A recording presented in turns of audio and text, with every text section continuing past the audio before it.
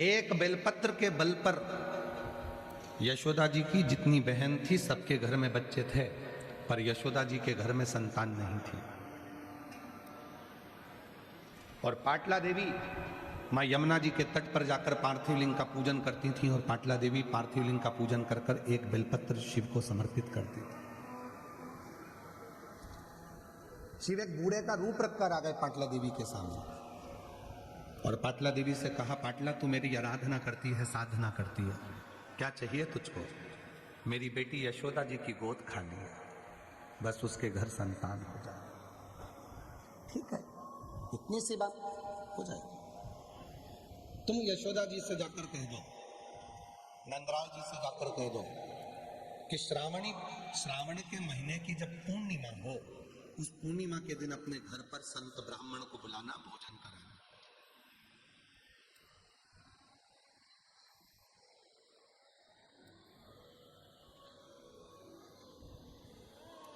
बेलपत्री के वृक्ष के आंगन में जब वो संत और ब्राह्मण भोजन करेंगे तो उसका फल आपको मिलेगा।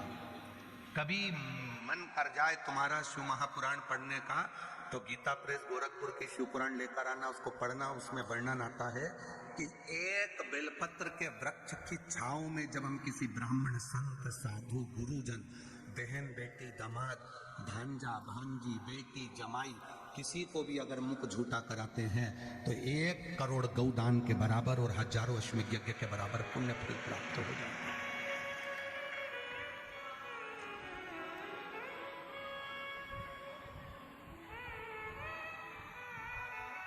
पाटला देवी यशोदा जी से कहो कि वो संतों को भोजन करा। संत भोजन करने बैठ गए। नंद बाबा ने खीर और मालपुआ बनवाया। खीर परोसते परोसते नंद बाबा निकल गए। थोड़ी देर बाद मालपुआ लेकर मां यशोदा जी आ गई। पल्लू डला था लंबा, बहुत लंबा घूंघट, जैसे हमारे राजस्थान की शान है घूंघट, उसी तरह एक लंबा घूंघट यशोदा जी का डला था। हाथ में चुड़ला, पांव पैजनिया, कमर करधनिया, लंबी सी चोटी यशोदा जी की। बड़ी सुंदर स्वरूप था माता का, और पूरा घूंघट से चेहरा ढका हुआ था। मालपुआ देने के लिए जैसे यशोदा जी आई, ब्राह्मण भोजन करते करते उन्होंने देखा नंद बाबा की दाढ़ी सफेद है, नंद बाबा के बाल सफेद हैं। हमको लगता है ये नंद बाबा के छोरे की बहू दिखती है, ऐसा लगता है कि नंद बाबा के घर के बेटे की बहू है, और इनके घर में कोई बच्चा नहीं दिख रहा। तो सारे संतों ने भोजन करते करते घूंघट की जो ओट में यशोदा जी थी उनको देख नहीं पाए, और सारे संत ब्राह्मणों ने कह दिया, पुत्र भाव, पुत्र भाव। जैसे ही यशोदा जी से कहा, यशोदा जी ने अपना घूंघट ऊंचा करा तो बाबाओं ने देखा कि नंद बाबा की दाढ़ी सफेद, बाल सफेद, यशोदा जी के भी बाल सफेद थे। 60 वर्ष के नंदराय जी और 55 वर्ष की यशोदा जी, बाल सफेद। सारे संत ब्राह्मणों के मन में आया कि हमारा तो आशीर्वाद गड़बड़ हो गया, हमने वर दे दिया। नंद बाबा जी हाथ जोड़कर बोले, बाबा जी आपने मेरी पत्नी को पुत्र होने का आशीर्वाद दिया है, बेटा होने का, पर हम तो इतनी उम्र के हो गए, अभी तक संतान नहीं हुई, तो संतान कहां से आए? संतों ने कहा, बेलपत्र के वृक्ष की छांव में जब भोजन करता ब्राह्मण कोई वर देता है, वो वर कभी खाली नहीं जाता, और हमने तुम्हें वर दिया।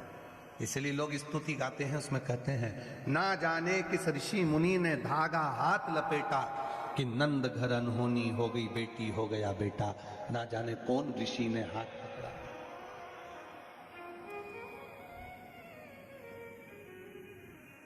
कौन ऋषि? और शिव की कृपा ऐसी हुई कि वो यशोदा जी के घर में रात्रि के समय पर कन्या ने जन्म लिया था, और संतों की वाणी को पूर्ण करना था, इसलिए परमात्मा ने रात की रात कन्या को बदलकर बेटे को लाकर सुलवा दिया, और वो क्रम पुत्र का पलटता है, चक्र पलटता।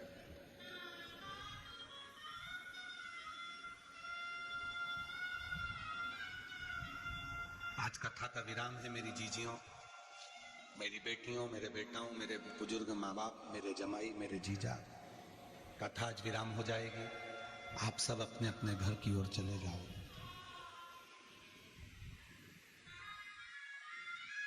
मायके में 7 दिन जो आपने शिव महापुराण की कथा इस पंडाल के अंदर बैठकर सुनी है, तुम भले घर चले जाओ, पर 7 दिन जो तुमने बाबा को निमंत्रण दिया है अपने घर में आने के लिए, आपका दुखड़ा मिटाने के लिए, आपकी गोदी भरने के लिए, आपका सुख प्राप्त करने के लिए, मेरा भोले बाबा तुम्हारे पीछे पीछे तुम्हारे घर तक जरूर आएगा और तुम्हारा दुखड़ा मिटाएगा।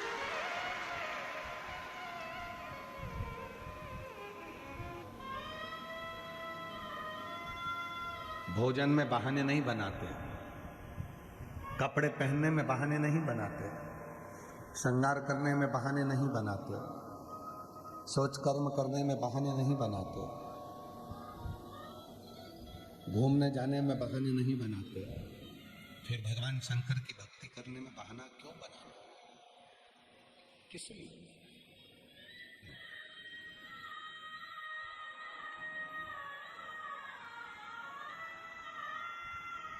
कल एक किसी बहन जी ने कोई मैसेज करा सीहोर, और सीहोर से वो मैसेज आशीष के पास आया, और आशीष ने फिर हमें बताया कि गुरुजी बोले कि जब दुख आए तो अपने पुराने समय का, जो तुमने सोमवार का व्रत करा है, जो तुमने प्रदोष करी है, जो तुमने व्रत धारण करा है, तुमने शिव जी को जल चढ़ाया है, पार्वती मैया अपने बचपन के किए हुए पुण्य को याद करती है,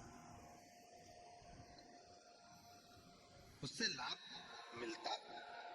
तो हम निवेदन करेंगे जिन्होंने मैसेज करा उनको कि आप प्रैक्टिकल करिएगा, जब दुख की घड़ी हो आपका पूर्व का 1 लोटा जल याद करिए, बचपन में करा हुआ सोमवार का व्रत, शिवरात्रि का व्रत याद करिए, वो आपके स्मरण में रहना चाहिए। और केवल सीहोर वाला बाबा इतना ही नहीं कहता, हम तो यहां तक कहते हैं जब तुम्हारे बच्चे बड़े होंगे तो तुमसे कहेंगे तुमने हमारे लिए क्या करा।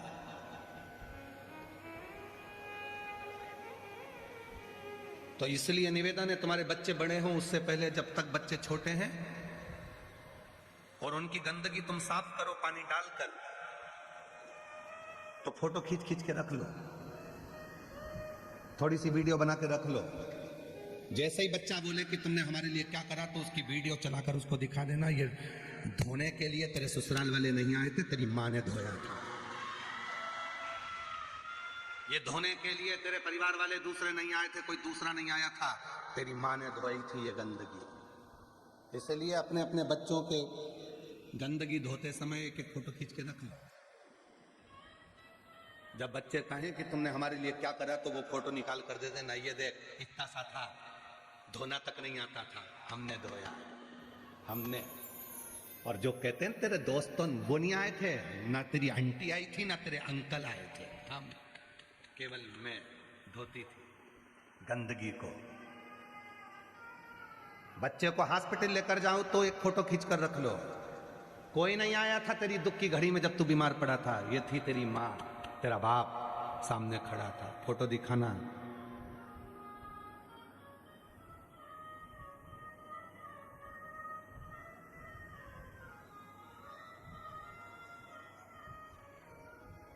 कोई नहीं आया, उस समय पर तेरी माँ थी।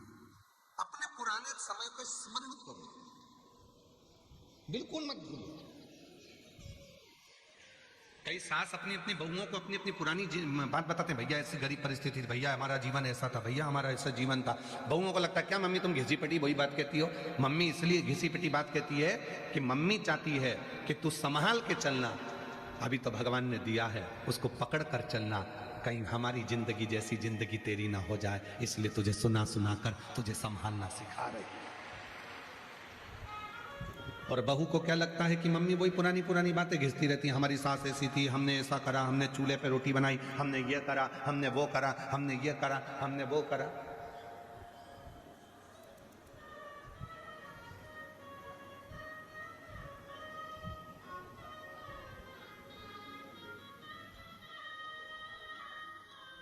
अभी कोई गैस की कमी है नहीं, पूरा भारत जो एक तरह से एक मुद्दा उठाकर बैठा है, गैस की कमी हो गई, डीजल की कमी हो गई, पेट्रोल की कमी हो गई, कोई कमी नहीं है, भरपूर है, सब कुछ है। और हम तो कहते हैं कि एक आध बार कमी हो भी जाए ना, और तुम जब लकड़ी पर भोजन बनाओ तब तुमको याद आए कि हमारी पुरानी जिंदगी क्या थी और हमारा पूरा जीवन क्या था, कैसा जीवन था हमारा, कैसी जिंदगी थी हमारी, उसका स्मरण करो, पुराना पूर्व का स्मरण करो। और हम आज कहें आप लोगों से, पूरे जयपुर वासियों से, और जितने श्रोता टीवी पर कथा सुन रहे हैं, सोशल मीडिया पर सुन रहे हैं, जो लाखों की संख्या में इस कथा को सुनते हैं, करोड़ों करोड़ों लोग इस पवित्र कथा को श्रवण करते हैं, उनसे एक बात कहें कि एकांत में जब बैठा करो, या दुकान पर तुम्हारे ग्राहक कम हो, या तुम ऑफिस में फुर्सत में हो, या घर पर काम पूरा खत्म कर लो और थोड़ी देर फुर्सत में बैठो ना, तो थोड़ा अपना चित्त लगाकर भगवान शंकर से बात करा करो कि बाबा तू बड़ा धन्य है, बड़ा धन्य, मेरा शरीर अच्छा बनाया तू, अच्छा पति दिया, अच्छी पत्नी दी, अच्छे बच्चे दिए, बड़ी कृपा तूने करी। और कितनी बड़ी कृपा करी कि मुझे जयपुर में कथा सुनने का मौका दे दिया और मैं जाकर कथा भी सुनी, बड़ी कृपा। जो जैसी भावना लाया वो वैसा ही फल पाया, नहीं खाली उसे लौटाया, वो मन ही मन हर्षाया, और कर दिया माला माल काशी वाले, लुटा दिया भंडार काशी वाले ने, लुटा दिया भंडार काशी वाले ने, कर दिया माला काशी वाले ने। शिव को पहचानने की एक दृष्टि तुम्हारे पास में होना चाहिए। भक्ति को जानने में जितना व्यक्ति बहुत उन्नति की सीढ़ी पर चढ़ता चले जाता है, वो धीरे धीरे अपने सनातन धर्म पर उंगली उठाने लगता है। पर हम हमारे जजमान परिवार को, रावत परिवार को, हम बेरीवाल परिवार को, हम जितने जितने भी इस पवित्र कथा के जो मूल सूत्रधार बने हैं, उनको धन्यवाद देते हैं कि बाबा ने आपको धन दिया पर आपका समर्पण अपने सनातन धर्म के प्रति रखा।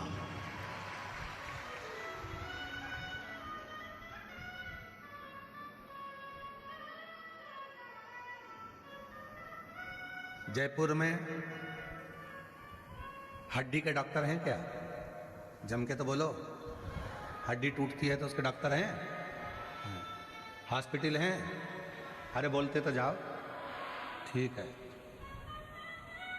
कभी हड्डी के डॉक्टर के पास जाना, जाकर पूछना, हमारा मत बोलना, नहीं डॉक्टर ही परेशान हो जाए। हड्डी के डॉक्टर के पास जाकर पूछना कि आपके यहाँ इतने सारे पेशेंट आते हैं, इतने सारे मरीज आते हैं जिनकी हड्डी टूटी होती है, उसमें से अंधे कितने आते हैं? कितने अंधे व्यक्ति की हड्डियां टूटी होती है? तो डॉक्टर कहेगा भैया हमारे यहाँ अंधे मरीज नहीं आते क्योंकि उनकी हड्डी नहीं टूटती, हड्डी हमेशा आंख से देखने वाले की ही टूटती है। हड्डी अंधे की नहीं टूटती क्योंकि उसने छड़ी अपने साथ में रखी है, डंडा अपने साथ में रखा है, वो छड़ी को पकड़ कर चलता है तो ठोकर खाकर गिरता नहीं है। भगवान ने जिनको आंख दी है ठोकर खाकर वही जान कर गिरता है, हड्डी उसी की टूटती है। बाथरूम में गए थे, सब दिख रहा था, अच्छा है, बाथरूम है, चिकना फर्श है, सब समझ में आ रहा है। बहू नहाकर गई होगी, शैम्पू पड़ा है, ये भी समझ में आ रहा है, साबुन का घोल पड़ा है, ये भी समझ में आ रहा है, तो फिर चप्पल पहन के जाने की जरूरत क्या थी? फिसल गई, टूट गई, गई हॉस्पिटल। डॉक्टर साहब ने कहा आंखें नहीं थी, दिखता था ना। हाँ साहब आंखें तो थी पर समझ नहीं पाई, रास्ते से चल रही थी, सामने नाली थी, दिख रहा है, स्पीड ब्रेकर दिख रहा है, गाड़ी चला रहे हो, दिख रहा है कि स्पीड ब्रेकर है, दिख रहा है सिग्नल बना है, दिख रहा है पुलिस वाले कह रहे हैं हेलमेट लगाओ, पुलिस वाले कह रहे हैं सीट बेल्ट बांटो, उसके बाद भी गाड़ी का एक्सीडेंट हो जाए तो लोग कहेंगे क्यों रे तुझे दिखा नहीं था? नहीं दिखा तो था, क्यों तुझे ये नहीं दिखा स्पीड ब्रेकर? दिखा था, फिर गाड़ी उचकी कैसे? तो क्या बस गलती हो गई। और वो अंधा व्यक्ति जो आंखों से अंधा है, वो लाठी टेक टेक कर छड़ी से धीरे धीरे चल रहा है और उसका एक्सीडेंट नहीं होता, वो कहीं हड्डी नहीं तोड़वाता। हड्डी आंख वाले की टूटती है, उसी तरह हमेशा अपने सनातन धर्म पर उंगली अपना ही व्यक्ति उठाता है जो पूर्ण भरोसा करता है, जिसके पास शिव रूपी छड़ी होती है, जिसके पास भरोसे की छड़ी होती है, जिसके पास शंकर के विश्वास की छड़ी होती है, वो कभी खड्डे में नहीं गिरता। याद रखना, तुमने अगर शंकर पर भरोसा करा, तुमने एक लोटा जल पकड़ा, तुमने विश्वास किया है, तो तुम किसी खड्डे में नहीं गिरोगे, क्योंकि परमात्मा वो छड़ी तुम्हें संभाल कर चलाएगी। पर जिनकी आंखें हैं, जिनको दिख रहा है, इतने पत्र आते हैं, इतना भाव आता है, इतनी पब्लिक आती है, ना जाने कहां से आती है, कोई इनको चावल देने नहीं गया, कोई इनको बुलाने नहीं गया, इनको रोक दिया जाता है कि मत जाओ, तो भी लोग जाते हैं। आखिर समझने वाली बुद्धि है कि इतनी पब्लिक, इतना भक्त कहां से आ रहा है, कैसे आया, कैसे जाएगा?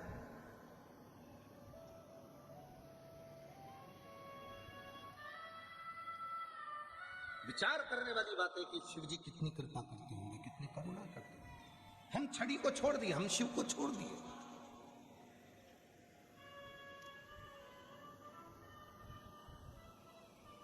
जाना जरा हॉस्पिटल में जाकर पूछना, क्यों साहब हड्डी टूटी, किसकी टूटी?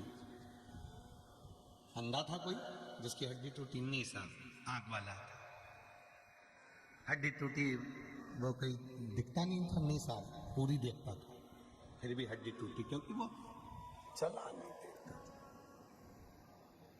वो एक लाइन याद करना, अपनी एक गीत की है, बाबूजी थोड़ा धीरे चलो, स्पीड ब्रेकर आगे बढ़ा है, थोड़ा सावधानी से चलो। और एक गीत और है, आजू देखो बाजू देखो तब चलो। हम क्यों भटक रहे हैं? हम किस लिए भटक रहे हैं? हम क्यों भटकने जा रहे हैं? आगे खड्डा है और वो खड्डे में ना जाने कितने घिरते चले जा रहे हैं।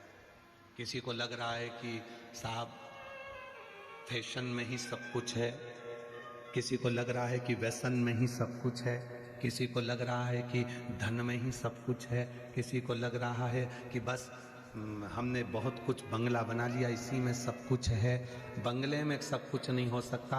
बंगले में जितने सदस्य रह रहे हैं, उनके भीतर यदि शांति होगी, प्रेम होगा, तो बंगला शोभा देगा।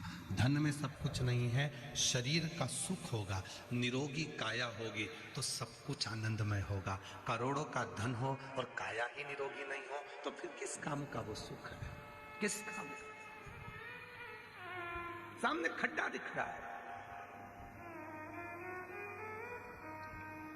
बुद्धि भगवान ने तुमको दी है। बड़ी बड़ी होटल ढाबे लिखे रहते हैं, और जाओ जरा गाड़ी लेके ढाबे पे जाओ तो सही, जरा रोड के किनारे किनारे देखो ढाबे लिखे, ढाबे पर लिखा है, एक तरफ लिखा है वेज, एक तरफ लिखा है नॉन वेज। कितना समझदार ढाबे वाला होगा, उसने दोनों चीज लिखी, वेज नॉन वेज, शाकाहारी मांसाहारी, दोनों चीज लिखी उसमें ढाबे पर, और वो इंतजार कर रहा है तुम जैसे मूर्ख का। क्यों? अब देखना यह है कि ये आके नॉन वेज खाता है कि वेज खाता है। अब इंतजार कर रहा है कि भगवान ने बुद्धि दी है तेरे को, और तू ढाबे पे जाकर पूछ रहा है कि नॉन वेज दे दो। भगवान ने बुद्धि दी है। कितने पकवान, राजस्थान जैसी मिठाइयां पूरी दुनिया में कहीं नहीं बन सकती जो राजस्थान में बनती है। राजस्थान का भोजन जैसा भोजन पूरे कहीं नहीं बन सकता भारत में जो राजस्थान में बनता है। राजस्थान जैसा पहनावा पूरे भारत में नहीं बन सकता जो राजस्थान में बनता है। राजस्थान के तीर्थ जैसे तीर्थ पूरे भारत में नहीं हो सकते जो राजस्थान में है। राजस्थान जैसी मर्यादा, राजस्थान जैसा खम्मा घनी, राजस्थान जैसा दूल्हे को भी बना और दुल्हन को बनी। यहाँ राजस्थान की जो भाषा है, बोली है, मनवार है, आदर है, सत्कार है, वो पूरे भारत में नहीं हो सकता जो राजस्थान में है। आओ पधारो सा हमारा देश कहने वाला भी केवल एक राजस्थान है, केवल एक राजस्थान। और उस राजस्थान के लोग जो अपने घर से बाजरे की रोटी लेकर चलते थे, चटनी लेकर चलते थे, कड़ी लेकर चलते थे, भोजन करते थे और अपनी बुलंदता से आगे बढ़ते थे, आज उस राजस्थान के तीर्थों में भी दर्शन करने जाओ तो ढाबे के बाहर लिखा है कि वेज और नॉन वेज। तो सोचने वाला प्रसंग हो जाता है कि हमारी बुद्धि क्या मारी गई है। खड़े होकर कहना चाहिए भैया ये नॉनवेज वाला बोर्ड हटाओ, यहाँ तो केवल वेज होना चाहिए, क्योंकि हमारे राजस्थान में लोग सालासर आते हैं, श्याम जी आते हैं, जीण माता आते हैं, झुंझुन माता आते हैं। यहाँ तो हमारा राजस्थान तो जहाँ पूरे दुनिया में निवास करने वाले एक एक व्यक्ति के कुल देवी देवता मिलेंगे तो राजस्थान में मिलेंगे। सबका बाप यही है। और हमारी बुद्धि के हिसाब से वेज नॉन वेज। और अब तुम्हारी बुद्धि कहां गई, अब तुम्हारा चित्त कहां गया? फिर वही वाली बात आ गई। बिजली खड़ी, फिर वही वाली बात आ गई, भटक रहे।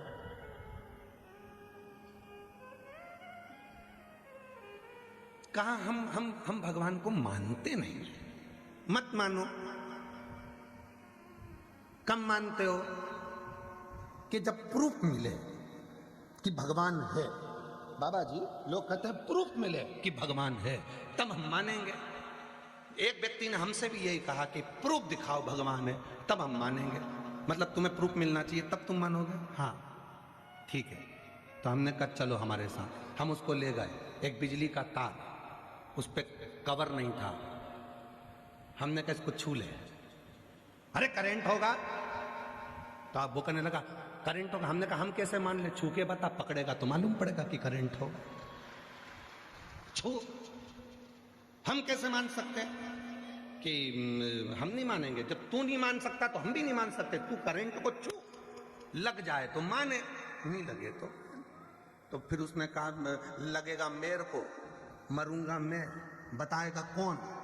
तो हमने कहा हम बताएंगे कि ये कह रहा था कि हम नहीं मानते। तो हमने इसको कहा हम भी नहीं मानते, बता, पकड़। और ये नहीं कर सकता तो हमने कहा चल दुकान चलते हैं मेडिकल, वहां से जहर लेते हैं। मेडिकल पे हमने कहा दे इसको जहर की पुड़िया दे। तो कहा, हमने पूछा ये क्या है? तो क्या विष। हमने पूछा क्या होता है इससे? क्या आदमी मर जाता है। हम तो मान ही नहीं, हम काय को माने कि मर जाता है?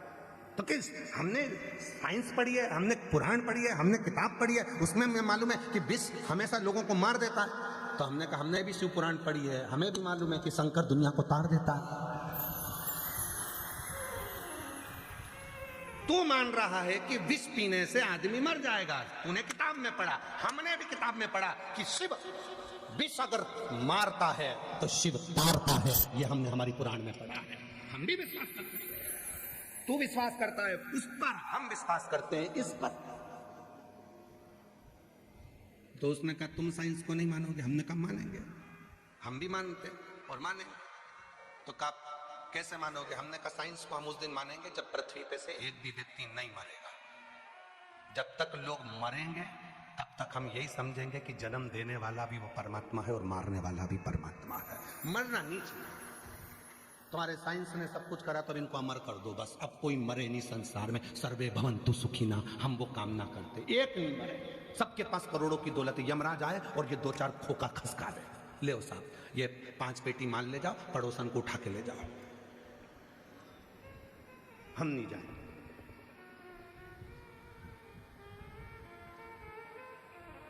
ए भाई, दुनिया में हम आए हैं तो जीना ही पड़ेगा, जीवन है अगर जहर तो पीना ही पड़ेगा। इस संसार सागर में यदि आए हो तो दुख भी झेलना पड़ेगा, खुशियां भी जिंदगी में आएगी, सब कुछ होगा इस जीवन में। बस इतना याद रखना, शिव की शरणागति का स्मरण रखना। हम शंकर को भजते हैं, हमारे पास प्रमाण है कि शिव हमारा है, हमारे जीवन का दुख वो काटेगा। मिलेंगे तर्क करने वाले, हम भगवान को नहीं मानते, हम भगवान को नहीं मानते। मत मानो, तुम्हारे मानने से क्या होता? तो हम भी तुम्हारे लिए इसको नहीं मानते कि ये चीज हो सकती है। हम काय को माने? पी के बताओ विष किससे लोग मरे, पी तब हम माने। लगा करंट को हाथ तब हम माने, हम भी नहीं मानते। मानेंगे हम जानते हैं कि विष मार देता है, पर इतना भी जानते हैं कि मेरा शिव तार देता है, शंकर का।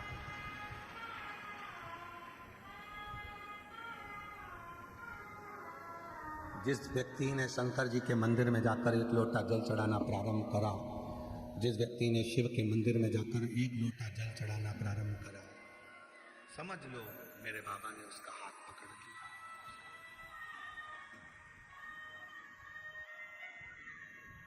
फूलों की कलियों में, काशी की गलियों में, फूलों की कलियों में, काशी की गलियों में, तेरे बिना कुछ कहीं ना, तेरे बिना भी जीना, ओ शंभू रे, तेरे बिना भी क्या जीना, ओ बाबा रे, तेरे बिना भी क्या जीना। फूलों की कलियों में, काशी की गलियों में, फूलों की गलियों में, काशी की गलियों में, तेरे बिना कुछ कहीं ना, तेरे बिना भी क्या जीना, ओ बाबा रे, तेरे बिना भी क्या जीना, ओ शंभू रे, तेरे बिना भी क्या जीना। हम कैसे जिए उसके बिना, कैसे? एक क्षण उसके बिना ठीक नहीं लगता।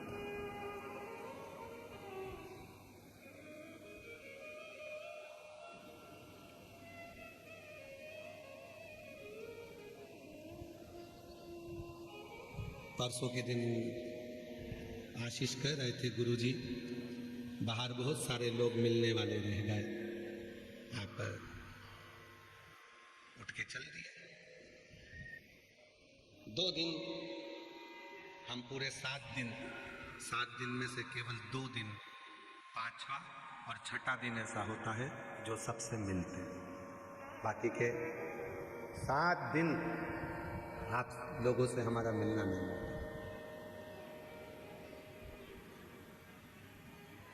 उसका कारण है हम नहीं मिलते हैं। उसका एक कारण है कि आप लोग हमारे पास में आए और हमको प्रणाम करें, नमन करें, हमारा यश गुण गाएं, ये हमको पसंद नहीं है।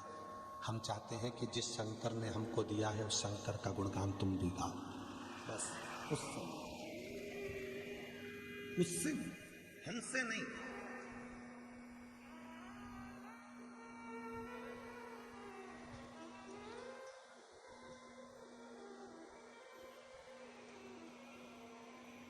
कई बार समितियां भी कहती हैं कि हम लोगों ने इतना इतना व्यवस्था करी, टेंट लगाया, भोजन चलाया, पंखा लगाया, ये करा वो करा, कम से कम हम लोगों से तो मिलो।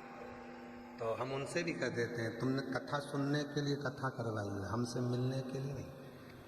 हमसे मिलना है तो सीहोर आओ, जब हम कथा ना करें तो शाम को प्रदोष काल में, हम सीहोर भी नहीं मिलते, प्रदोष काल में जब हम आरती करने के लिए बाहर आए तब आपका और हमारा निगाह मिलेगी, बस उतना बहुत है, बहुत। और पहले के रिश्ते और आज के रिश्ते में अंतर यही तो है। पहले के रिश्ते और आज के रिश्ते में अंतर यही है। बाबा जी, पहले शादी होती थी तो ना लड़के के पास मोबाइल था ना लड़की के पास मोबाइल था, ना दोनों होटल में मिलते थे।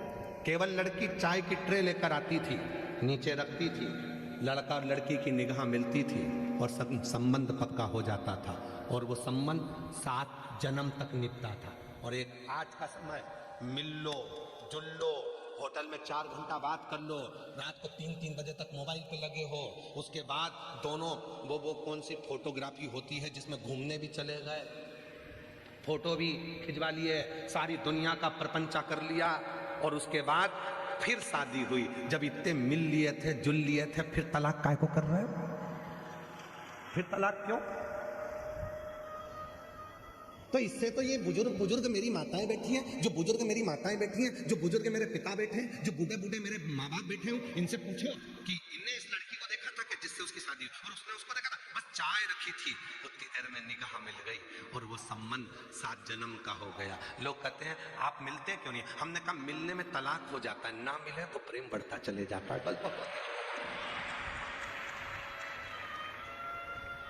बहुत, और वो आज तक नहीं बना। अभी अभी हम कल की बात बता रहे थे तुमको, श्री सत्यनारायण बेरीवाल जी और उनकी धर्म पत्नी, उनके बच्चे यहाँ हाथ पकड़ कर लेकर आए, तो पति उधर खड़े थे, पत्नी थोड़ी आगे आ गई थी, उनको मालूम है कि थोड़ा इनको चलने में तकलीफ हो रही है, तो पत्नी ने तुरंत कहा गुरुजी एक बेलपत्र और दो। कल आप मांगे थे एक बेलपत्र और दो, तो हमने पूछा क्यों? तो कहने लगे वो सीढ़ी नहीं चढ़ पाएंगे, हमारे उनके लिए दो। इसको प्रेम करते, इसको समर्पण करते, इसको स्नेह।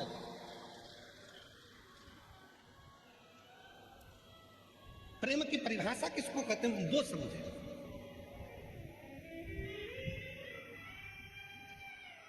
प्रेम कहते किसको? केवल दिखावा प्रेम नहीं। शिव के पास जाओ, मेरी मां जगत जननी जगदम्बा अम्बा पार्वती जी जब हलाहल विष मंथन में निकला और उस मंथन में निकले हुए विष को जब भगवान शंकर के पास लाया,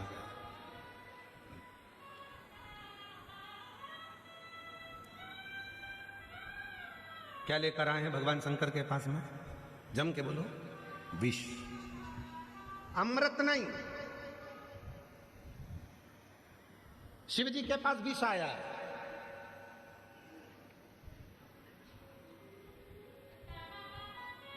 एक गांव में एक व्यक्ति कथा कर रहा है, तो कथा करते करते वो जजमान से लड़ लिया। जजमान बोले लड़ाई, हमने पूछा क्यों लड़ लिया? तो लड़ाई इस बात की हुई है कि वो साड़ी चढ़ाया भागवत जी पे, तो ऐसी चढ़ाया कि जो कोई पहन नहीं सके। तो हमने कहा शिव पुराण पढ़ लेते एक बार, उसमें लिखा है शंकर जी के पास विष आता है, अमृत नहीं। मायके से साड़ी मिलती है, रिश्तेदार साड़ी दिलवाते हैं, कहीं से साड़ी लाती हैं, तो माता सबसे अच्छी साड़ी होती है, अगर कहीं मायके से मिली बहुत अच्छी है तो उसकी पीको फाल लगा के तैयार करके पहन लेती है, और थोड़ी भी गड़बड़ है तो बहू को दे देती है, और अच्छी है थोड़ी बहुत तो बेटी को दे देंगी। और अगर मान लो वो बेटी को देने के लायक नहीं है, पहनने के लायक नहीं है, बेटी को बहू को भी देने के लायक नहीं है, तो उसको घड़ी करके बढ़िया तैयार करके और सिर पे पल्लू लेके कहीं भागवत जी होगी उस पे चढ़ा देंगे। अब ये सोचेंगे कि पंडित जी की लुगाई पहन लेगी, पंडित जी की लुगाई और ऐसी पहने, देता वो साड़ी फिर वो भी संभाल के रख लेती है, फिर किसी के यहाँ कोई फंक्शन होता है वहां दे देती है, वहां से फिर दूसरी जगह जाते जाते फिर जिसने साड़ी दी थी एक दिन उसके घर में ही कार्यक्रम था, और वो साड़ी जैसे गिफ्ट खोला तो मालूम पड़ा अपनी है। इतने में बहू बोली मम्मी तुमने तो ये कथा में चढ़ाई थी, बताओ महाराज की लुगाई ना जाने किसको दिया, बताओ।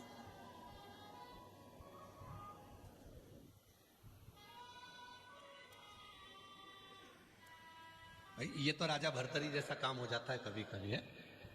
राजा भर्तरी ने सन्यास क्यों लिया था? राजा भर्तरी की जो धर्म पत्नी थी बड़ी सुंदर थी, बड़ी सुंदर, और राजा भर्तरी गुरु गोरखनाथ जी के परम भक्त हो गए थे। गोरखनाथ जी ने विचार करा कि इस भर्तरी को विद्वान बहुत है, ज्ञानी बहुत है, इसको परिवार से और पत्नी से प्रेम बहुत ज्यादा है। तो गुरु थे, गुरु जानते थे सब कुछ कि इनको क्या चाहिए। गुरु की दृष्टि बड़ी परखी होती है। जो शिव गुरु होते हैं ना, भगवान शंकर के जो उपासक गुरु होते हैं, शंकर की भक्ति करने वाले, शंकर का स्मरण करने वाले, उन गुरु से जाकर आप कुछ मत बोलो, केवल एक बार कह दो बाबा देख तो लो, एक बार तो देखो, बस बाबा निगाह उठाकर देख लेगा ना तो मालूम है कि गुरु सब कुछ दे देगा। केवल देखा और उतने में सब कुछ दे देता। यह कई माताओं की आदत रहती, कई भाइयों की आदत रहती, कथा में बीच में चिल्ला देते हर ये बीच में इसलिए चिल्लाते, एक बार गुरु जी देख तो ले हमारी ओर, कम से एक बार तो देखे कम से कम। तो वो राजा भर्तरी गोरखनाथ जी जान गए, ये भक्त बड़ा बिरला है वो, परंतु ये अपनी पत्नी के आसक्ति में, पत्नी से बहुत प्रेम करता है, अपनी पत्नी से इतना प्रेम करता है कि ये एक मिनट उसे नहीं छोड़ता। तो एक दिन गुरु गोरखनाथ जी ने बड़ी कृपा करी, और बड़ी कृपा कर गुरु गोरखनाथ जी ने कह दिया, राजन मेरा मन करता है मैं तुझको एक फल दे दूं, तेरे जैसा राजा पूरी दुनिया में रहना चाहिए, इतना प्रतापी राजा पूरी दुनिया में रहना चाहिए, सब दूर विजय प्राप्त करने वाला राजा पूरी दुनिया में रहना चाहिए, तू जवान रहेगा तो पूरा राज्य अच्छा चलता रहेगा। भगवान गुरु गोरखनाथ जी ने एक फल लिया, राजा को दे दिया, राजन ये फल तू खा लेना, तू कभी बुढ़ा नहीं होगा, तो कभी बुजुर्ग नहीं होगा। राजा फल लेकर गया, और राजा फल लेकर गया, और उस फल को राजा ने अपनी पत्नी को बुलाया, धर्मपत्नी आई, बड़ी सुंदर, रात्रि का समय, राजा ने फल निकाला अलमारी में से, पत्नी को दिया, सुन ये वो फल है जिसको तू खाएगी तो कभी बूढ़ी नहीं होगी, कभी बुढ़ी नहीं होगी, तू ले ये फल। रानी ने फल लिया, राजा बोला कि मैं तुझे इतना प्रेम करता हूं, अगर मैं फल खाऊंगा, मैं जवान हो गया, तू बूढ़ी हो गई तो मुझे अच्छा नहीं लगेगा, इसलिए तू जवान रहे, मैं बूढ़ा होऊंगा, चल जाए। राजा ने फल रानी को दे दिया, रानी ने फल अलमारी में रख दिया, नहीं खाई।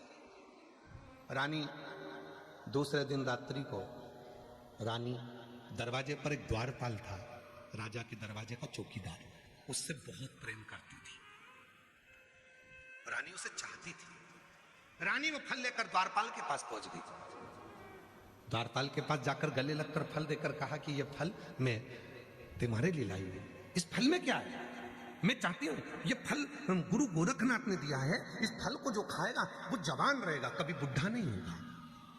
रानी ने कहा, मैं तुम्हें बहुत प्यार करती हूं, मैं चाहती हूं कि मैं बूढ़ी हो जाऊं पर तुम कभी बूढ़े ना हो, इसलिए ये फल तुम खा लो।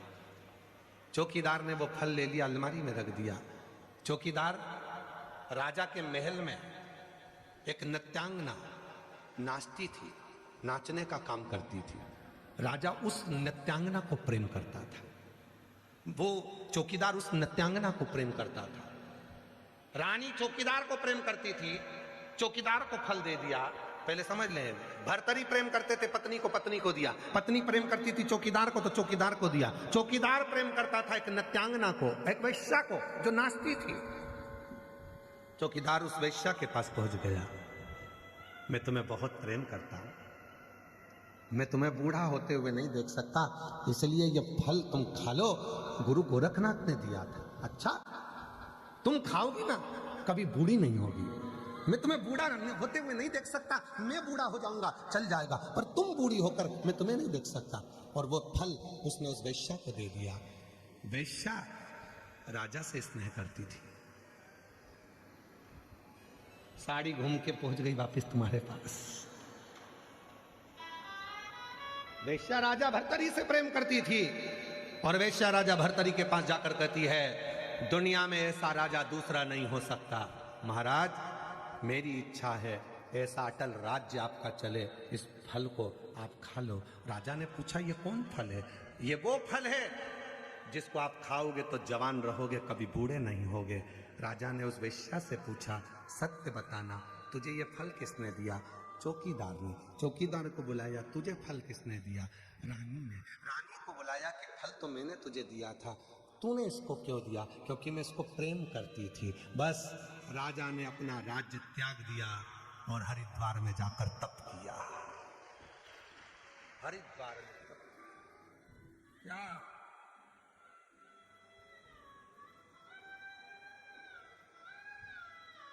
दुनिया के लोगों को लगता है कि ये सब मेरे अपने, मेरा बेटा मुझे चाहता, मेरी बहू मुझे चाहती, मेरी बेटी मुझे चाहती, मेरे नाती मुझे चाहते, मेरे पति मुझे चाहते, मेरा पति मुझे चाहता, मेरी पत्नी मुझे चाहती, मेरा भाई मुझे चाहता, मेरा बंधु मुझे चाहता। फालतू का देखो, कोई किसी को नहीं चाहता।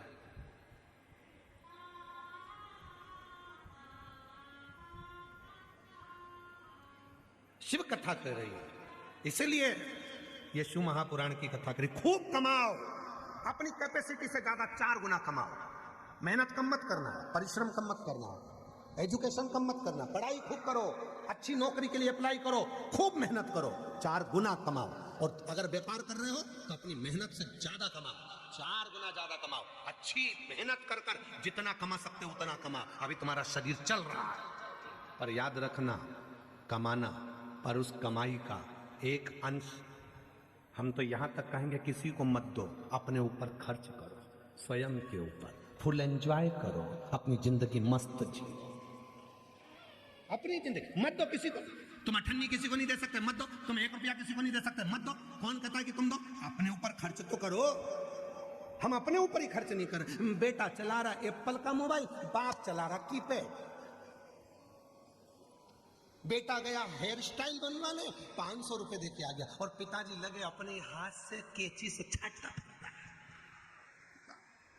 बेटा एक से बढ़कर एक जीन्स और टी शर्ट, और एक से बढ़कर एक परफ्यूम, एक से बढ़कर एक, और बाप सुबह अगरबत्ती लगाता है तो उसी की धुएं को अपने में चिपका लेता। आजा आजा, चिपक जा, खुशबू आएगी दिन भर मेरे शरीर में, चिपक जा। भगवान को अगरबत्ती घुमा रहा था, खुशबू वाली थी तो थोड़ी शर्ट के पास भी घुमा, कर्पूर गौरम करना अवतारम संसार सार। अब लोग समझ रहे कितनी अच्छी आरती कर रहा है, आरती का खाक कर रहा है, खुशबू घुसेड़ रहा है, सब कर्पूर गौरम करना अवतारम संसार सार। और बेटा 2 मिनट में परफ्यूम 700 का, ये लगाया ये लगाया। पिताजी वही गाड़ी को दिन भर रमा रहा है जो कन्यादान में मिली थी पापा की शादी में, वो गाड़ी आज तक चल रही। और बेटे नई नई गाड़ी जिसमें ओंधे हुए जा रहा है, ऐसी गाड़ी। और पिताजी कमा कर मर गए। आखिरी में घर में इतना बड़ा फोटो टंग गया, प्लास्टिक के फूल की माला चढ़ गई, पंखा चलता तो माला हिलती, बहुएं कहती पापा खुश हो रहे। अरे पापा खुश नहीं हो रहे, पापा कह रहे बेटा हम भी कमा कमा के मर गए, फोटो में टंग गए, एक दिन तुम भी टंग जाओगे, इसलिए शिव पुराण में चले जाओ। कथा से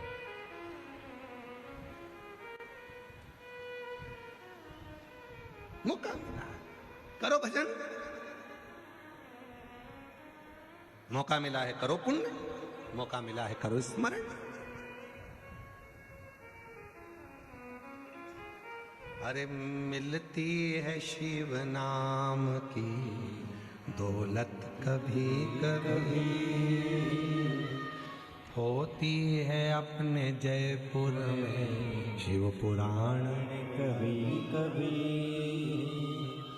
दौलत को पाके तुम कभी अभिमान ना करो, दौलत को पाके तुम कभी अभिमान ना करो, माटी में मिल जाएगी दौलत कभी कभी, माटी में मिल जाएगी दौलत कभी कभी। बेटों को पाके तुम कभी अभिमान ना करो, बेटों को पाके तुम कभी अभिमान ना करो, बन जाते हैं पड़ोसी के बेटा कभी कभी, मिलती है शिव नाम की दौलत कभी कभी, होती है अपने जयपुर में शिव पुराण कभी कभी। बड़ी मुश्किल से मिले, बड़ी मुश्किल से। भागवत कराना सरल है, राम कथा कराना सरल है। भागवत कराओगे 1 टेंट 2 टेंट 3 टेंट, इससे ज्यादा क्या टेंट लगाओगे? राम कथा कराओगे 1-2 टेंट लगाओगे, इससे ज्यादा क्या टेंट लगाओगे? और यहाँ जितने दिन पुराण चलती है उतने दिन टेंट बढ़ाना पड़ता है। जितने दिन पुराण चलेगी, आत्री जी से पूछो, वो पांडे जी उनसे पूछो, जितने दिन कथा चल रही होगी उतने दिन टेंट बढ़ाओ। बोलो समिति सही है कि गलत है? समिति बोलो सही है गलत है? उतने दिन टेंट बढ़ाओ। चलो शाम को लग जाओ, यहाँ बढ़ाओ, यहाँ बढ़ाओ, यहाँ बढ़ाओ, बढ़ाओ। उधर बढ़ाओ। प्रशासन भी कहती है व्यवस्था सही करो, अच्छे से करो, कथा करा रहे हो खूब अच्छी व्यवस्था करो, टेंट बढ़ाओ, और बढ़ाओ। चारों तरफ से गिरवा दिया टेंट ही टेंट। जितने तो कुंभ में टेंट नहीं लगे थे उतने जयपुर में लगवा दिए टेंट। शिव को जाना कथा शिवपुराण कोई सरल है? भगवान शंकर की पवित्र कथा शिव महापुराण कोई सरल है? शिवपुराण कोई सहजता है? होती है अपने जयपुर में शिव पुराण कभी कभी। ये जयपुर में हो रही है, कहीं प्रभु की कृपा है। और जितने हम फिर निवेदन करेंगे घनश्याम जी रावत जी को, श्री राकेश जी रावत जी को, श्री सत्यनारायण बेरीवाल जी को और ये पूरी समिति को हम साधुवाद देंगे। कहीं पूर्वजों ने तुम्हारी भाग्य में, तुम्हारे माता पिता ने कोई पुण्य करा होगा, तुम्हारे दादा परदादा ने कोई पुण्य करा होगा, जो आज ये कथा के यजमान बनकर रावत जी आप बैठे हो। ये मैं पूरा साधुवाद आपको और बेरीवाल जी को बहुत साधुवाद देता हूँ, सारी समिति को साधुवाद देता हूँ। कोई पुण्य तुम्हारा होगा जिसके कारण बच गए। कठिन है, बहुत कठिन। कर लो, खूब कमाओ, खूब मेहनत करो, ऐसा कोई लक्ष्य नहीं है जिस लक्ष्य तक तुम नहीं पहुंच सकते। पर अपने ऊपर भी खर्च करो, अपना भी ध्यान रखो, खूब अच्छे से जीवन जियो, खूब आनंद में रहो, खुश रहो। ऐसा नहीं कि टेंशन लेते बीमार पड़ जा। खूब एंजॉय,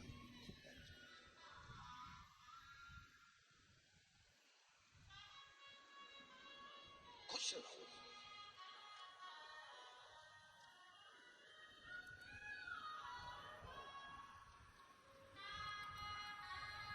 और मेरा शिव भगवान शंकर की कथा कर रही है। विष आया, विष। पार्वती जी ने पूछा, मंथन में विष निकला और तुम्हारे पास भेज दिया गया, ये विष तुम्हारे पास आया है? शंकर जी कहते हैं हाँ, अमृत देना था लोगों को, देवताओं के पास अमृत आया था तो अमृत देना था, तुम्हें तो विष दिया। विष? हाँ। शिव जी कहते हैं कि कोई बात नहीं, मैं ले। कई लोग कहते हैं कि बेलपत्री टूट गई, शिव जी को दे कि नहीं दे, जब वो विष पी सकता है। वो कहता है बेलपत्र टूट जाए ना चल जाएगा, पर तेरा दिल नहीं टूटना चाहिए। चलिए, बेलपत्र टूट गया ना चल जाएगा, तेरा हृदय नहीं टूटना चाहिए। तेरा मन है मुझे देने का, दे। वैसे भी आज का जो समय है आदान प्रदान का हो गया। दीपावली आदान प्रदान की हो गई, मिठाई का डब्बा देना पड़ता है, फिर मिठाई का डब्बा लेना पड़ता है, वो उनको भेजेगा, उनको भेजेगा। शादी में जाओ तो रिटर्न गिफ्ट देना ही पड़ता है। बुलौआ माता पूजन का है तो रिटर्न गिफ्ट तो देना ही पड़ेगा। हल्दी का बुलौआ है तो रिटर्न गिफ्ट तो देना ही पड़ेगा। शादी हुई है तो रिटर्न गिफ्ट तो देना पड़ेगा। आदान प्रदान का जमाना है, आज का जमाना रह ही गया आदान प्रदान का। शादी की सालगिरह है, गिफ्ट दोगे तो वो भी रिटर्न गिफ्ट तुमको देगा। आदान प्रदान। त्योहार जितने रह गए सारे आदान प्रदान के रह गए। देख लो कितने त्योहार, आप निकालो सारे त्योहारों को, सारे त्योहार निकालो। अगर आप किसी को कुछ नहीं दोगे तो भाई मुंह फूल जाएगा, बताओ उसने हमको दिया नहीं। आदान प्रदान का जमाना हो गया, केवल लिया दिया जाता है। वहीं तक आज के समय में केवल त्योहार, केवल आदान प्रदान के रह गए, और जिसने देना बंद कर दिया लोगों ने उससे रिश्ता ही खत्म कर दिया। रिश्ता खत्म, केवल आदान। और शिव कह रहे हैं, शंकर जी की कथा कर रही है, नहीं कोई कहे कि बेलपत्र टूट गई, मैं शिव को दूं कि नहीं दूं, तेरा दिल नहीं टूटना चाहिए, तू दे दे, मैं स्वीकार कर लूं। मैं चाहूंगा। एक भगत की कथा आती है, बड़ी सुंदर कथा है। एक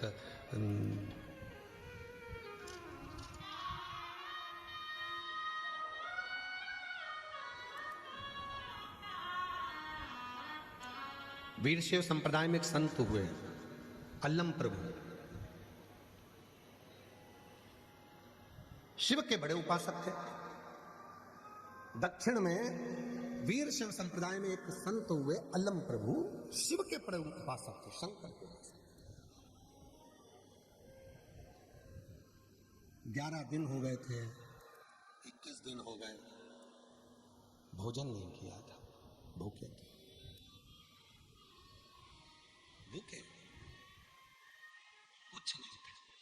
और अल्लम प्रभु का कार्य क्या था कि जो भोजन मिलता था पहले शिव को देते थे, फिर खुद पाते थे, पहले शंकर को। बाबा जी भोजन नहीं मिला 20 दिन तक। अल्लम प्रभु ने वीर शैव संप्रदाय के अंतर्गत अल्लम प्रभु भोजन करने के लिए बैठे, और जब भोजन करने के लिए बैठे तो कुछ है नहीं, 20 दिन निकल गए, 20 दिन नहीं मिला कुछ। एक दिन उन्होंने सोचा अब तो मुझे भिक्षा मांगने के लिए जाना चाहिए, मैं भूखा रहूं चल जाए पर मेरा शिव भूखा नहीं रहना चाहिए, शिव भूखा ना। चले गए भिक्षा मांगने के लिए, भिक्षाम देही आवाज लगा। अल्लम प्रभु से पूरे नगर के लोग चिढ़ते थे, क्योंकि ये कोई कार्य नहीं करे, केवल शिवजी शिवजी शिवजी शिवजी, भगवान शंकर शंकर शंकर शंकर। आप में से कई माताएं ऐसी हैं, कई मेरे जीजा ऐसे हैं, कई मेरी जीजियां ऐसी हैं, कई बेटियां ऐसी हैं, कई बुजुर्ग माँ बाप ऐसे हैं जो दिन भर शिव पुराण में ही लगे रहते हैं, तो घर के लोग भी चिढ़ जाते हैं कई बार। बताओ, बस बैठ गई टीवी खोल के कथा कथा कथा कथा। तो कई बार पत्नियां कह भी देती हैं क्या करूं दिन भर मोबाइल चलाऊंगी, तो तुम कहोगे कि दिन भर मोबाइल चला के रहती है। और होता है कई बार एक सास बहू से भिड़ ली, लड़ ली, क्यों ये दिन भर 2-3 घंटे तक तू मोबाइल में देखती क्या रहती है, तो दिन भर मोबाइल में क्या देखती रहती है। बहू से सास भिड़ ली, तो बहू ने कहा मम्मी कुछ सीख रही है। क्या सीख रही है? सास से कैसे निपटा जाए।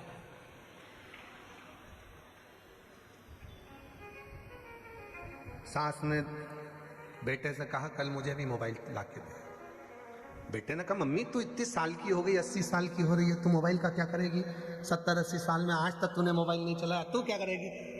मैं भी सीखूंगी बहू से कैसे निपटा जाए, मोबाइल कैसे, इनसे निपटा कैसे जाए, ये होता। तो शिव कथा कह रही है, वो दिन रात शिव शिव शिव शिव। कई माताएं ऐसी हैं जिनको कथा के बिना नींद नहीं आती, 5-10 मिनट जब तक वो कथा नहीं सुन ले तब तक उसे नींद नहीं आ। जब तक वो दिन में एक बार कुबेरेश्वर बाबा को नहीं देख ले, एक बार शिव पुराण की कथा भले 1 मिनट की सुने, पर जब तक उसके कानों में आवाज नहीं चली जाए तब तक उसको आनंद नहीं आता। कई माताएं ऐसी, कई भाई ऐसे, कई बेटियां ऐसी, कई बेटा ऐसे, वो सुने बिगड़ जाते नहीं।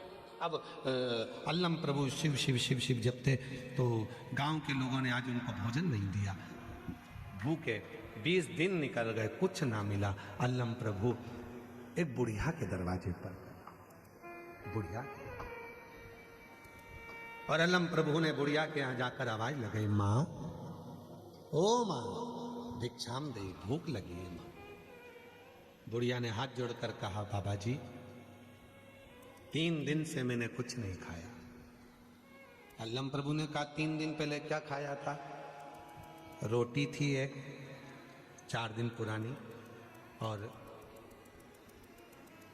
मिर्ची तोड़कर लाई थी, उसको पीस कर नमक डालकर उस मिर्ची की चटनी बनाई थी। मिर्ची की चटनी है क्या? नहीं। पुरानी रोटी है क्या? नहीं। वो मिर्ची का सिलबट्टा जिस पर तूने चटनी पीसी थी वो पत्थर है क्या? अल्लम प्रभु से उस बूढ़ी माँ ने कहा हाँ वो मिर्ची का सिलबट्टा है, वो मिर्ची पीसने वाला पत्थर है, वो सिलबट्टा है, मुझे वही ला दे। पत्थर? हाँ बहुत भूख लगी है, वही ला दे। पत्थर? हाँ। गई, जिस मिर्ची को पीसती थी वो पत्थर से, उसमें मिर्ची की चटनी लग रही थी, वो मिर्ची लग रही थी, और वो सिलबट्टा लाकर अल्लम प्रभु को दिया। अल्लम का रोज का नियम था, जब तक भगवान को नहीं खिलाता था कुछ नहीं खाता था। सिलबट्टा लेकर गया, पानी में धोया, शिव जी को दिया, और फिर वही पानी मिर्ची का अल्लम प्रभु पी गए, चाट लिया।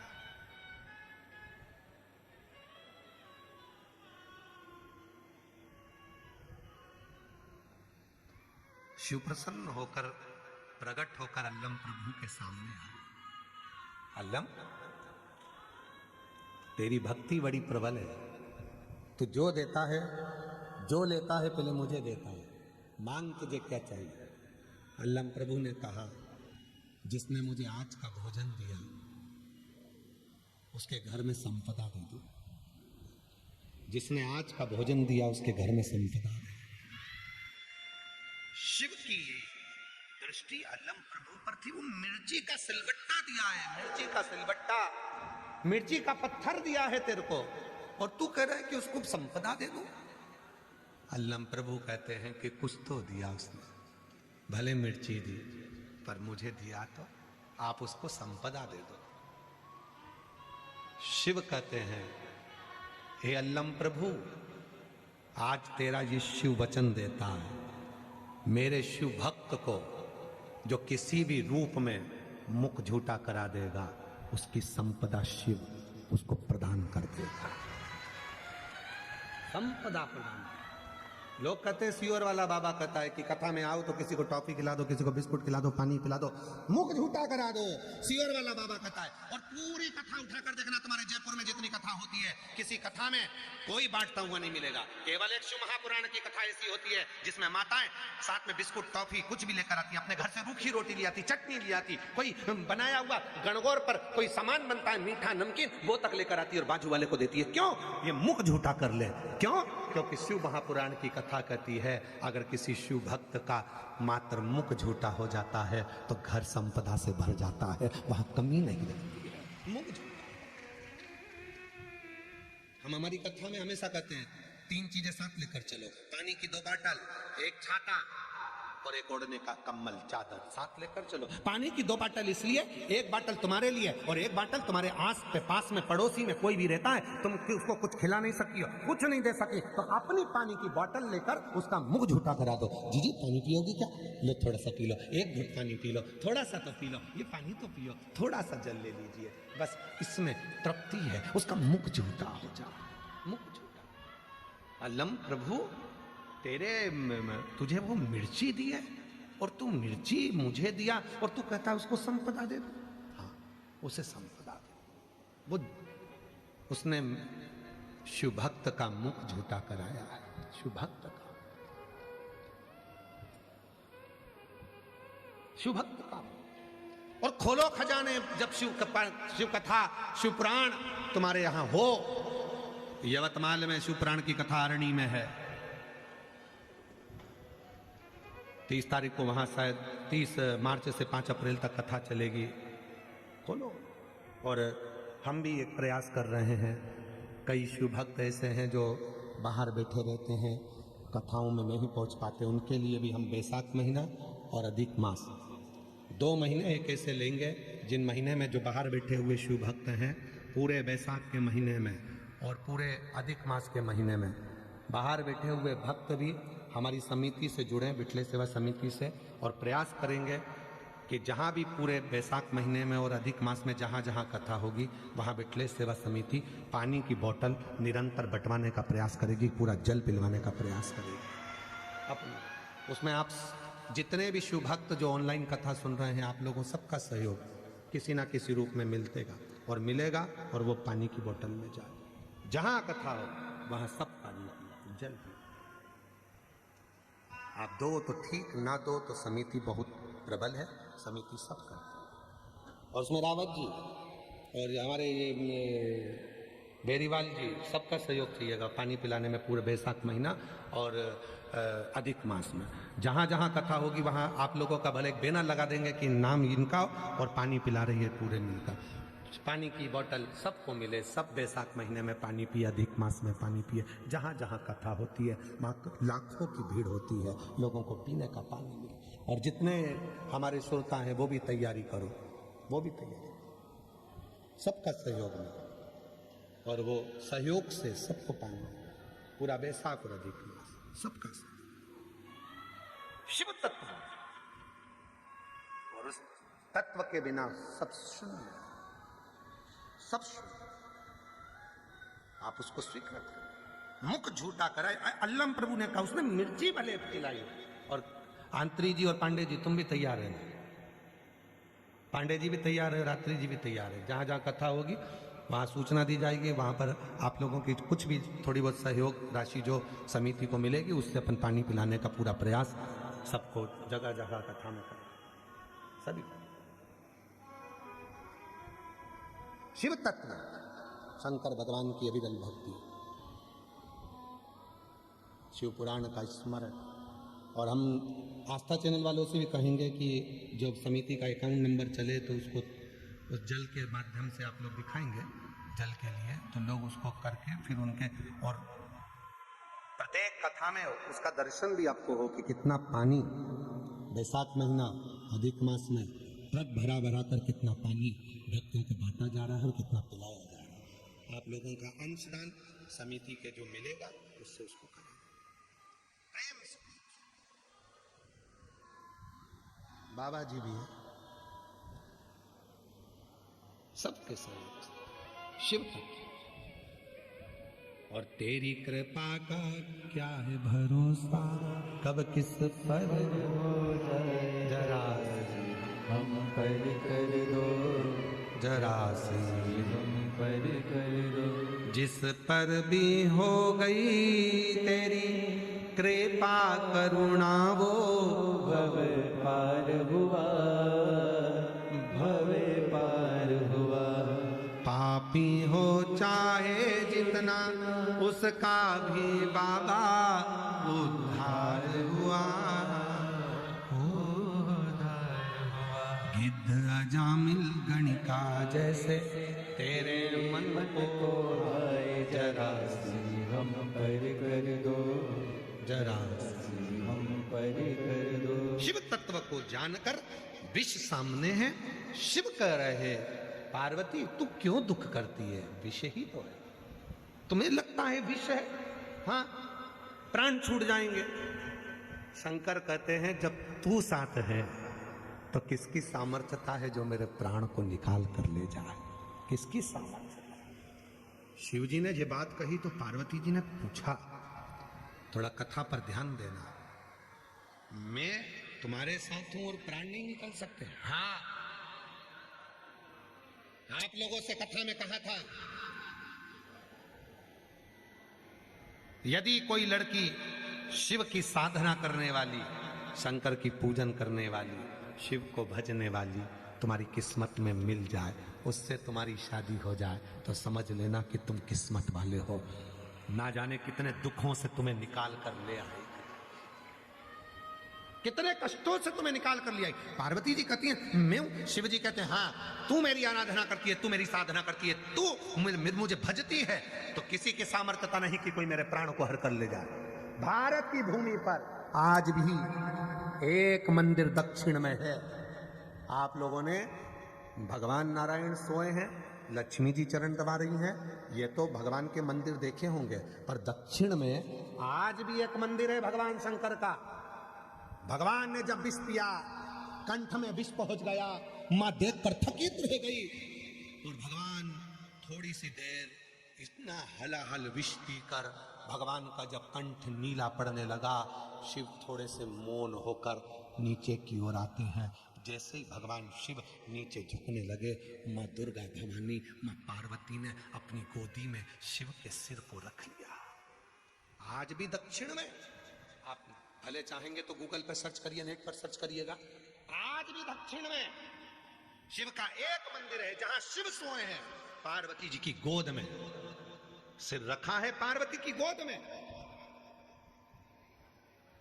पार्वती और शिव देख रही पार्वती। शंकर मौन, शिव को देखकर पार्वती के स्मरण में आ गया, मेरे प्रभु ने कहा था कि एक सौभाग्यवती नारी स्त्री का जब सुहाग अखंड होता है तो पति को भी काल में से खींच कर वापिस लेकर आ जाती है। दुर्गाष्टमी की बधाई कर बाबा को अपने मन का भाव कहिए, दिल से प्रार्थना करिए, विनय करिए, निवेदन करिए, भाव से बाबा को अपने मन का भाव कहो। ये कथा आज 26 मार्च 2026 को यहाँ विराम होगी और इसके बाद कथा 30 मार्च से 5 अप्रैल 30 मार्च से 5 अप्रैल आरणी यवतमाल दोपहर में 1 बजे से 4 बजे तक कथा का क्रम रहेगा। फिर 8 अप्रैल से 14 अप्रैल भीलवाड़ा राजस्थान में दोपहर 2 बजे से 5 बजे तक कथा का क्रम रहेगा। भीलवाड़ा राजस्थान में 2 बजे से 5 बजे तक कथा का क्रम रहेगा। फिर 17 अप्रैल से 23 अप्रैल तक दिल्ली में शिव महापुराण की कथा का क्रम रहेगा। ऐसे कथाओं का क्रम नित्य है। बाबा को अपने मन का भाव, आज कथा का विराम दिवस है, दिल से बाबा को अपने मन की बात कहिए, प्रार्थना करिए, हृदय से विनय करिए। जहाँ जगह मिले वहाँ बैठकर बाबा को अपने मन का भाव कहो, प्रार्थना करो, निवेदन करो। प्रेशर बढ़ाओ, प्रेशर नहीं आ रहा, सभी जगह का बढ़ाइए, बाहर से अंदर तक का। बाबा को अपने मन का भाव कहिए। कथा विराम होगी आज, दिल से बाबा को अपने मन की बात कहिए। जब आरती के बाद यहाँ से आज शाम को दोपहर की जब कथा विराम होगी 11 बजे, तो यहाँ से जब जाएं, प्रेशर खोलो, अंदर पहला काट खींच रहा है। जब 11 बजे यहाँ से जाएं तो बाबा को भूमि को नमन कर कर आरती के बाद बाबा को प्रणाम कर कर फिर अपने गंतव्य की ओर जाएं। दिल से प्रार्थना करें, निवेदन करें, विनती करें, विनय करें। साथ में बोलिएगा शंभु शंभु शंभु शंभु शंभु शंभु शंभु शंभु शंभु शंभु। अरे प्रेशर खोलो भाई, आवाज ही नहीं आ रहा अंदर। शंभु शंभु शंभु। बाबा को अपने मन का भाव बड़े प्रेम से कहिए, हृदय से प्रार्थना करिए।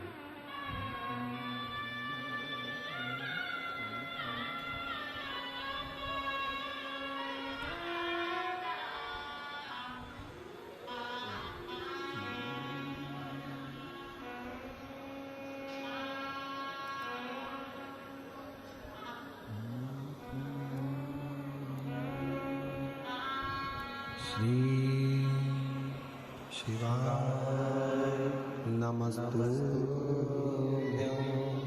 श्री शिवाय नमस्तुभ्यं।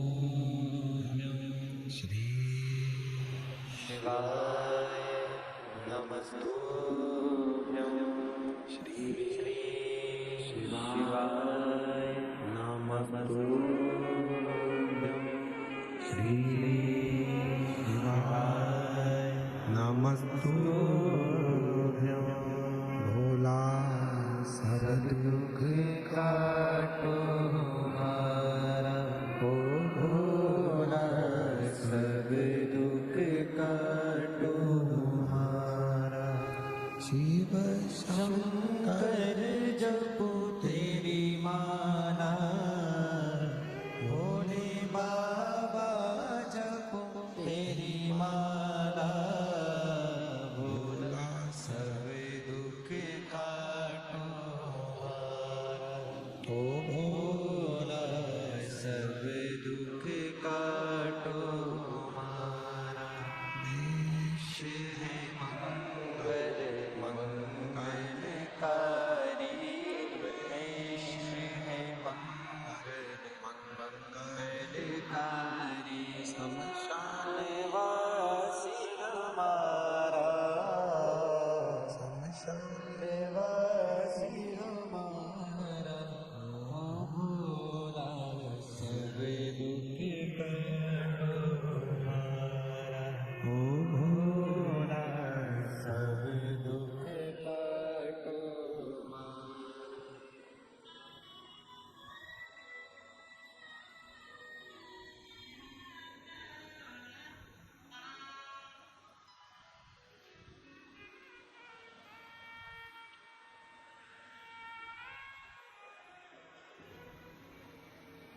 बाबा देवरिदेव महादेव, भगवान शिव भरदानी त्रिकालदर्शी कैलाशी विनाशी, भगवान शंकर की कवि की कथा कर रही है, शिव महापुराण की कथा वर्णन कर रही है, शिव तत्व कह रहा है।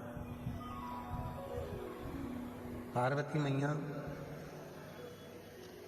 शिव जी को कहती हैं कि ये विष लेकर आप इस विष को कैसे पियोगे, ये विष कैसे पियोगे आप? ये हलाहल विष कोई साधारण विष नहीं है जिसको आप पियोगे।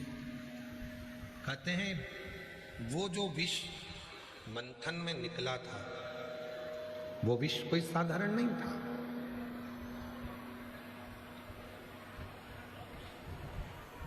शिव भी उस विष को पीकर कुछ देर मौन हो गए थे और मौन होकर मेरे भगवान देवाधिदेव महादेव भगवान शंकर पार्वती जी की गोदी में सिर रखकर सो गए। भारत की भूमि पर आज भी दक्षिण में भगवान शंकर का ऐसा मंदिर है जहां शंकर भगवान मां पार्वती जी की गोद में सोए हुए।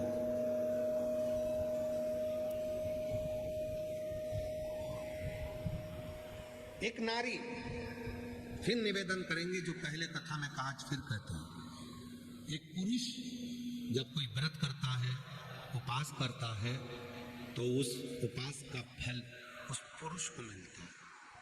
और एक नारी जब कोई व्रत करती है, एक स्त्री, एक लड़की, एक नारी जब कोई व्रत करती है तो उसका फल मायके की भी 71 पीढ़ी को और ससुराल की भी 71 पीढ़ी को प्राप्त होता है। उसके व्रत करने का फल उसको तुरंत प्राप्त होता है। उसके व्रत का पुण्य, उसके व्रत का फल उसको मिलता है। दोनों ससुराल में भी और मायके में, दोनों जगह पर मिल रहा है। ससुराल में भी उसका फल मिल रहा है और मायके में भी उसका फल मिल रहा है। शिव साधना का जो फल है, फिर निवेदन करें, शिव को जल चढ़ाने का, बेलपत्री के नीचे बैठकर माला जपने का, नंदी के पास बैठकर अपने दिल की बात कहने का, ये 3 स्थान ऐसे हैं, ये 3 वाक्य, 3 शब्द ऐसे हैं, ये 3 स्मरण ऐसे हैं जो जीवन में इसका फल कभी समाप्त ही नहीं होता। पहला शिव को जल चढ़ाना, उसका फल आज नहीं तो कल मिलेगा जरूर और तुम्हारी जिंदगी सार्थक जरूर होगी। दूसरा, बेलपत्र के वृक्ष के नीचे बैठकर यदि तुमने कोई मंत्र जपा है, कोई साधना करी, कोई व्रत उपास करा, कोई साधना करी है, कोई व्रत करा है, कोई उपास करा है, या कोई मंत्र जप करा है, या किसी भूखे को भोजन कराया है, प्यासे को पानी पिलाया है, तो उसका फल। और तीसरे नंबर पर है नंदी के पास में बैठकर, नंदी के पास एक पत्र है, अच्छा है, देखिए पत्र है, उस पत्र में उसने लिखा, मेरा नाम सोनू, पत्नी श्री धर्मेंद्र, निवासी जोधपुर राजस्थान की रहने वाली हूँ। मेरा मोबाइल नंबर ये है। मैं प्रणाम करती हूँ। बाबा, क्या गुणगान करूँ, बाबा ने मेरे पति को नया जीवन दिया है। बाबा को धन्यवाद देने के लिए यहाँ आई हूँ। कहीं बैठी हो? नाम सोनू, पत्नी श्री धर्मेंद्र, निवासी जोधपुर राजस्थान से। कहीं बैठी हो तो हाथ हिला सकती हैं, और अगर बैठी हो तो बेलपत्र लेने के लिए आ सकती हैं। 16 जून 2023 को मेरे पति की अचानक तबीयत खराब हो गई। हमने डॉक्टर को दिखाया, डॉक्टर ने किडनी और लीवर सब खराब हो गया बताया। पति के लिए एक बूंद का पानी भी उनके लिए जहर हो रहा था। कोई रास्ता नजर नहीं आया। डॉक्टर अपना इलाज कर रहे थे और डायलिसिस पे डायलिसिस चल रहे थे। क्या करें? तब मेरी भाभी ने मुझे कहा कि कुंदकेश्वर महादेव का नाम से बाबा को जल चढ़ा, बेलपत्र चढ़ा, और उस जल बेलपत्र को तुम अपने पति को दो, सब ठीक हो जाएगा। पर डॉक्टर ने तो कह दिया था कि ना तो किडनी काम कर रही है, ना लीवर काम कर रहा है, और डायलिसिस पे डायलिसिस हो रहा। करें क्या? थोड़ा इलाज करने के बाद आराम बिल्कुल नहीं, अगले हॉस्पिटल ले गए तो भी आराम नहीं लगा, डॉक्टर ने तो मना ही कर दिया। तब फिर विचार करा कि मेरी बहन बोली है तो एक बार फिर करूं। शिव जी के मंदिर में आप विश्वास के साथ गए। आपकी कथा टीवी पर सुनी थी, आपने एक बार कह दिया था कि नंदी के पास अपने दुख को कहना चाहिए, और वो पांव जो नंदी का ऊपर उठा हुआ होता है, वहां बैठकर मैंने नंदी के पास जाकर अपने पति के लिए कहा। डायलिसिस 1 हफ्ते में 3 डायलिसिस चल रहे थे, और हम उनको लेकर घर भी आ गए, पर डायलिसिस बंद नहीं हुए। अब करें, सप्ताह में 3 दिन डायलिसिस होते थे, पर आराम लग नहीं रहा था। तब एक दिन अचानक तबीयत और ज्यादा बिगड़ गई, और इतनी बिगड़ गई कि सुधारने का नाम ना ले।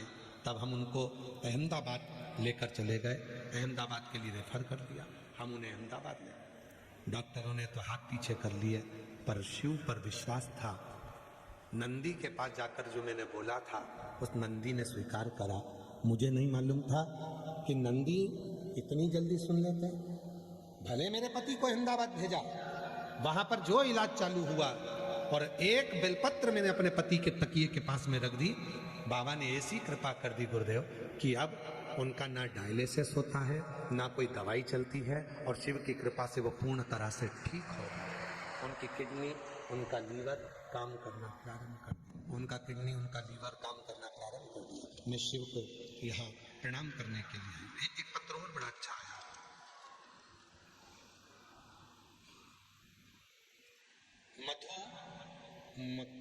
मधु महरवाल, गांव आधी, जिला जयपुर से हूँ।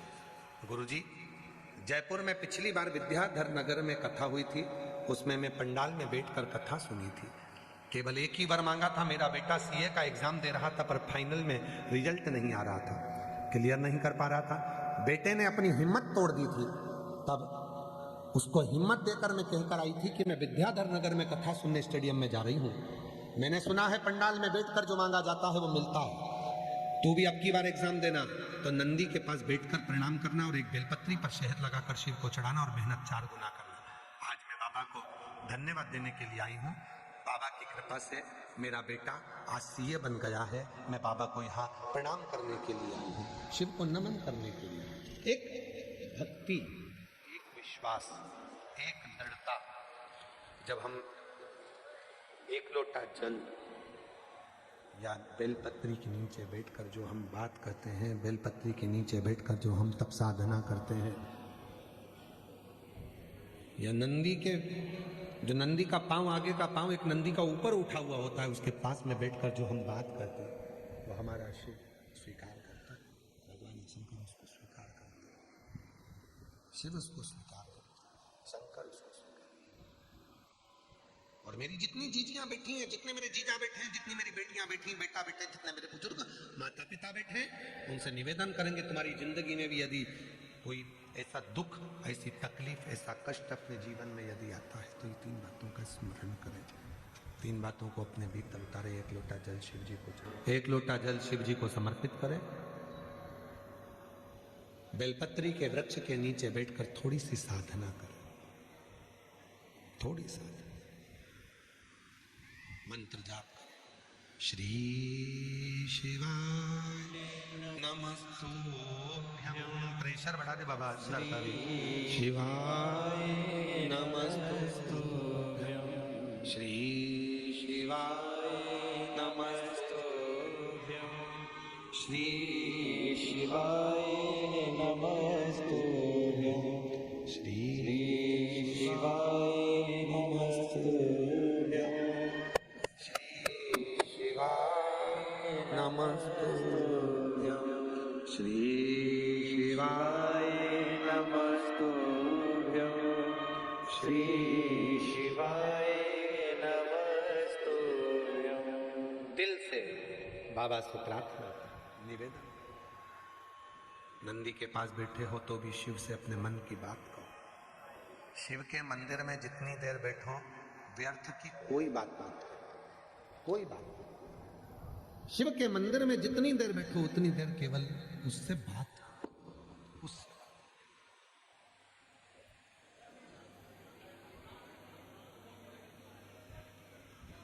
देखो, जीवन में दुख बहुत है, कष्ट बहुत है। कोई मनुष्य की देह सरल देह नहीं है।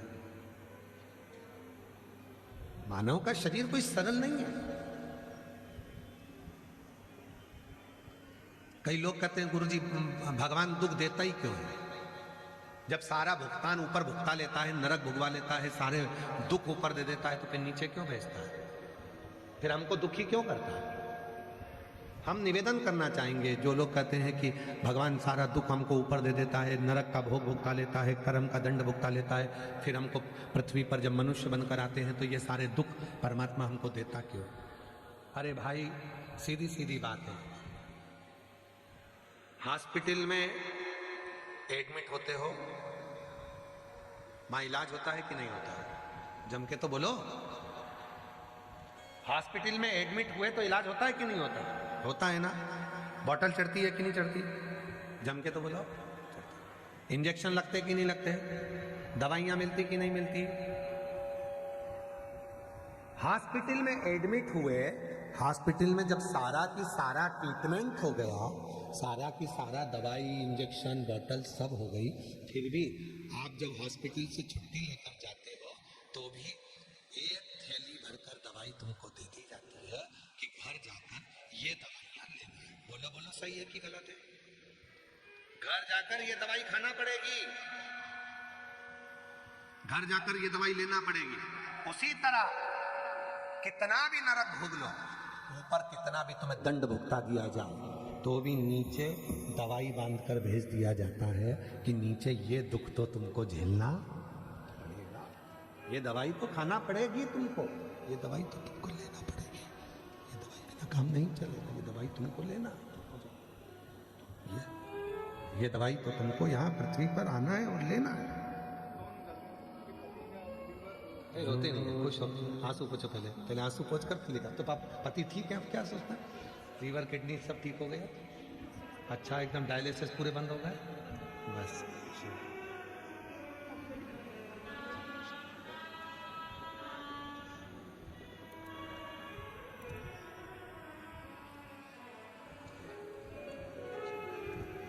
एक पति आंसू पोछो, हाँ, एक उनको दो, दोनों को एक एक आंसू पोछ के जा। अब तो पति ठीक हो गए, डायलिसिस वगैरह सब बंद हो गया ना, सब बंद हो गया, लीवर किडनी सब बढ़िया एकदम, बस।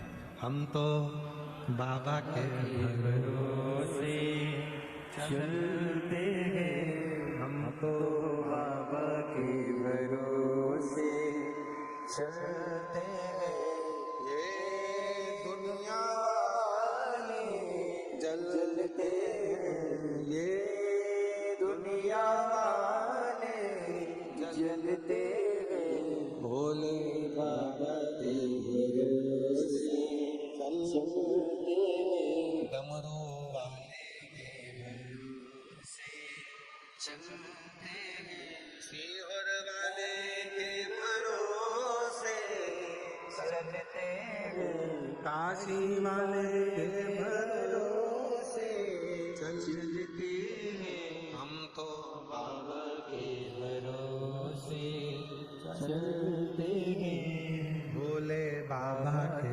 भरोसे चलते हैं।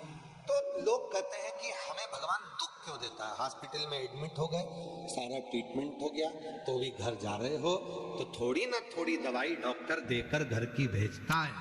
उसी तरह ऊपर भुगताने के बाद भी भगवान तुमको पृथ्वी पर थोड़ा दुख देकर भेजता है। इसको लेते जाना, थोड़ा थोड़ा करते जाओ, थोड़ा थोड़ा लेते जाओ, थोड़ा थोड़ा करते जाओ। जब ये थोड़ा थोड़ा दवाइयां लेते रहोगे, दुख आएगा तो भगवत भजन स्मरण आएगा, जपोगे उसको, भजोगे उसको, सुख मिलेगा। हिम्मत मत हारो।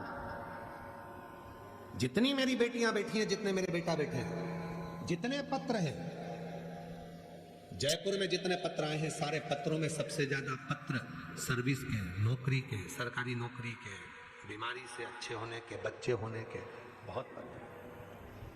हिम्मत मत हारो। बेटियां सोचे कि मेरी सरकारी नौकरी नहीं लगेगी, बेटा सोचे मेरी नौकरी नहीं लगेगी, मैं अच्छी पद पर नहीं जाऊंगा।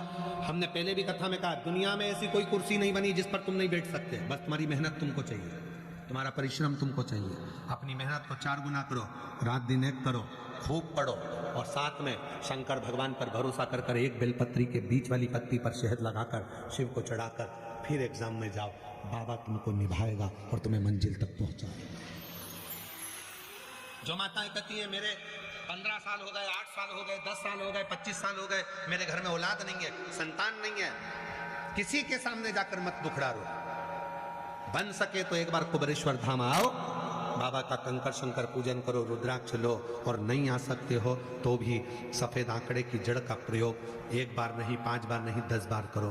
पशुपति व्रत बाबा के करते रहो, पीछा मत छोड़ो, और बाबा के भरोसे रहकर बेलपत्री की पीछे वाली जो डंडी होती है, पीछे जो ये ओट होती है, इस ओट को तोड़कर अशोक सुंदरी वाली जगह पे चढ़ाकर इसको खूब चबाओ, खूब चबाओ, खूब चबाओ। दोनों पति पत्नी। मेरा बाबा भले 25 साल क्यों ना हो गए हों, इस व्यासपीठ ने तो देखा है जिसकी उम्र 55 साल की हो गई तो भी मेरे बाबा ने उसको औलाद दी है। इस व्यासपीठ ने देखा है। विश्वास मत तोड़ना, हिम्मत मत हारना, अपने भीतर के विश्वास को प्रबल रखना। ये मत सोचना कि मुझे औलाद नहीं हो सकती, मैं मां नहीं बन सकती। नहीं नहीं, बाबा देगा।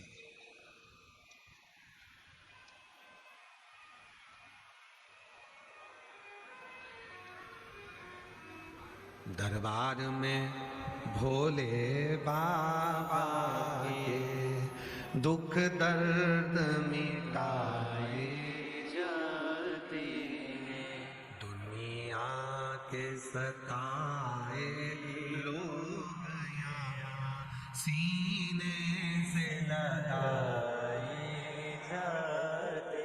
या जो आया उसको बाबा ने अपने हृदय से लगाया, जो यहाँ बाबा ने उसको अपने हृदय से लगाया।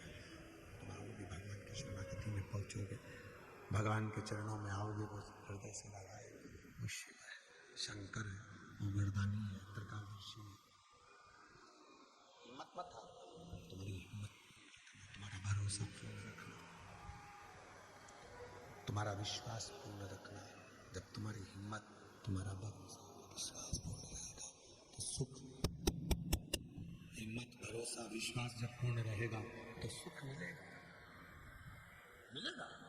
तुम अपना भरोसा तो रखो, अपना विश्वास तो रखो, दृढ़ विश्वास। और जितने बैठे हो कथा में, पंडाल के अंदर, पंडाल के बाहर, जितने पंडाल लगे हैं सब पंडाल, जितने बैठे हो, आज दुर्गाष्टमी है, मेरे शक्ति और शिव का दिन है। विश्वास के साथ कहते हैं मेरे बाबा तुम्हारी गोदी में बहुत कुछ देगा, बहुत कुछ देगा। विश्वास होता है।